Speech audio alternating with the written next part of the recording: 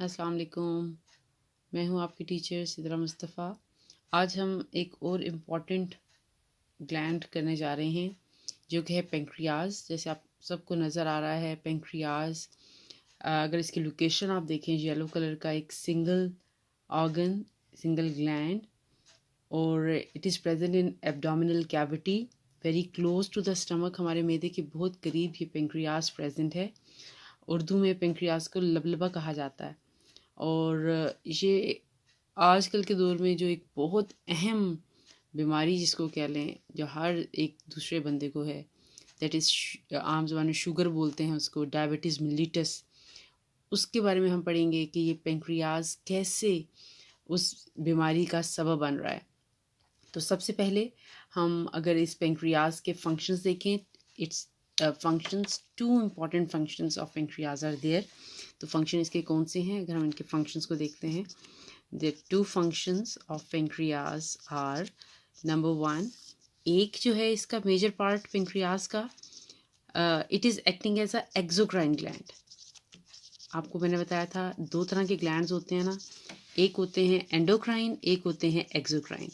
जो एक्सोक्राइन होते हैं वो डक्टेड होते हैं, मतलब उनकी जो भी सिक्रेशन होती है पर्टिकुलर ऑर्गन से बाकायदा एक उसके ज़रिए, like for example if this is pancreas, तो एक डक्ट के ज़रिए टारगेट तक पहुंचती है और उसको पेंक्रियाटिक डक्ट बोलते हैं। और ये स्मॉल इंटेस्टाइन में जाकर पेंक्रियाटिक जूस देती है जो डाइजेशन में हेल्प आउट करता है।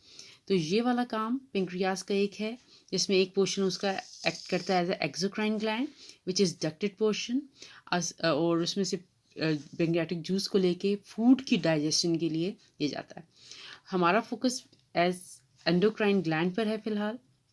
तो अगर इसमें देखें तो इसके पर्टिकुलर सेल्स, वो सेल्स जो कि as a endocrine gland act कर रहे हैं, उन सेल्स को कलेक्टिवली, उस पोर्शन को, ग्रुप ऑफ एंडोक्राइन सेल्स को आइलेट ऑफ लैंगरहैंस कहा जाता है। Islets of Langerhans. जी, तो आइलेट ऑफ लैंगरहैंस वो पोर्शन है सेल्स के जो as a endocrine gland act कर रहे हैं। तो इसमें दो तरह के सेल्स होते हैं। एक सेल्स होते हैं जिनको हम बोलते हैं alpha cells in islets of Langerhans में, और एक सेल्स होते हैं जिनको हम बोलते हैं बीटा सेल्स। अल्फा सेल्स जो स्क्रीट करते हैं हार्मोन, उसका नाम है ग्लूकागोन, और जो बीटा सेल्स सिक्रीट करते हैं उस हार्मोन का नाम है इंसुलिन। और बहुत ज़्यादा फैमिलियर हैं हम इस इंसुलिन से। आज हम देखेंगे पेंक्रियाज क्या बना रहा है और इनका काम क्या है। तो फर्स्ट सेल जो मैंने बात की है alpha cell, it is secreting glucagon. Glucagon एक बहुत इंपॉर्टेंट हार्मोन है और ग्लूकागोन इन्फ्लुएंस करता है लिवर को। लिवर से कहता है कि तुम ग्लूकोज रिलीज़ करो।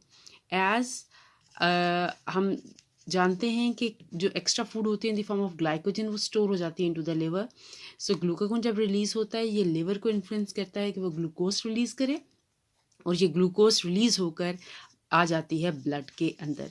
सो एक तरह से हम ये कह सकते हैं कि glucagon increases the level of glucose in our blood. और जो इंसुलिन है इट इज़ एक्टिंग, आप कहें कि कॉम्प्लीमेंट्री टू ग्लूकागोन। क्या करेगा इंसुलिन? इंसुलिन इसके बिल्कुल उल्टा काम करता है। इंसुलिन इन्फ्लुएंस करता है लिवर को कि यार एक्सेस ग्लूकोज को ले लो ब्लड से। उल्टा काम लिवर से कहता है कि जो ब्लड के अंदर ग्लूकोज है ना, तुम इसको वापस ले लो और इसको स्टोर कर दो glucose in the form of glycogen. So insulin is lowering the blood of glucose in our blood, while glucagon is increasing the level of increasing the level of glucose in the blood. Glucagon level बढ़ाता है, liver release करता है glucose, और insulin level कम करता है, वापस glucose को in the form of glycogen store करवा देता है लिवर से। सो ये हो गए इन दोनों के फंक्शन के। पेंक्रियाज के सेल्स दो हार्मोन रिलीज करते हैं, ग्लूकागोन और इंसुलिन। जी, अब हम देखेंगे कि अगर पेंक्रियाज की फंक्शनिंग डिसऑर्डर्ड हो गई है, वो सही काम नहीं कर रहा पेंक्रियाज, तो उस कंडीशन में एक बीमारी होती है जिसको बोलते हैं डायबिटीज़ मिलिटस। आम ज़बान में हम इसको शुगर बोलते हैं, शुगर हुई है पेशेंट को। होता क्या है, अगर उसका पेंक्रियाज नॉर्मल काम नहीं कर रहा है एक पर्सन का, यानी कि नॉर्मल क्वांटिटी ऑफ इंसुलिन पैदा नहीं कर रहा। इंसुलिन का क्या काम था, हमारे ब्लड के अंदर मौजूद ग्लूकोज के लेवल को कम करना। अगर इंसुलिन नहीं बन रही, ग्लूकोज का लेवल कम नहीं होता, so the level of glucose in our blood rises, ये फंक्शन है इसका। जब ये बन ही नहीं रहा तो ये काम नहीं होगा, तो वो बढ़ जाता है ग्लूकोज का लेवल, जिसकी वजह से ये कंडीशन होती है। और इस कंडीशन के सिम्टम्स क्या हैं डायबिटीज़ मिलीटस के, वो पर्सन जो डायबिटिक होते हैं उनका वेट लॉस हो जाता है, उनका आप मसल फिटीग हर वक्त उनको रहती है, थके हुए महसूस करते हैं वगैरह वगैरह। तो बहुत सारी आप यूँ कहें कि बीमारियों की जड़ बन जाती है डायबिटीज़ मिलीटस। तो उसके लिए इसका इलाज क्या होता है कि इंजेक्ट की जाती है एडमिनिस्ट्रेशन ऑफ इंसुलिन। इंसुलिन के इंजेक्शंस मिलते हैं जो कि दिए जाते हैं पेशेंट्स को, ताकि उनका लेवल ऑफ इंसुलिन ब्लड के अंदर जो है उसको मेंटेन किया जा सके। और नॉर्मल अगर हम ब्लड की रेशो की बात करें, इसमें अगर हम शुगर का लेवल देखें, एक BGC एक टेस्ट होता है जिसको ब्लड ग्लूकोज कंसनट्रेशन कहा जाता है। वो फास्टिंग में अगर नहीं खाया हुआ, 8 to 10 आवर्स का फास्ट है, यानी कि इतने देर से पेट खाली है, तो जो नॉर्मल पेशेंट होगा उसके अंदर ग्लूकोज का लेवल 70 to 99 मिलीग्राम पर 100 ml आएगा। प्री डायबिटिक में 100 से 125, डायबिटिक 126 एंड अबव। तो ये रेंज है फास्टिंग की। नॉर्मल, प्री डायबिटिक यानी कि जिसको चांसेस हैं अगर वो कंट्रोल करे तो कर सकता है, और डायबिटिक। और random means any time after meal ली जाए, ज़्यादातर आफ्टर 2 आवर्स इसको कंसिडर किया जाता है। लेस देन 140 आ रही है तो इसका मतलब है person is not diabetic, normal है। अगर 140 to 200 के दरमियान में है तो प्री डायबिटिक है, और if it is over 200 it means the patient is diabetic. तो फिर उसको इंसुलिन एडमिनिस्ट्रेशन की जाती है अकॉर्डिंग टू बॉडी नीड।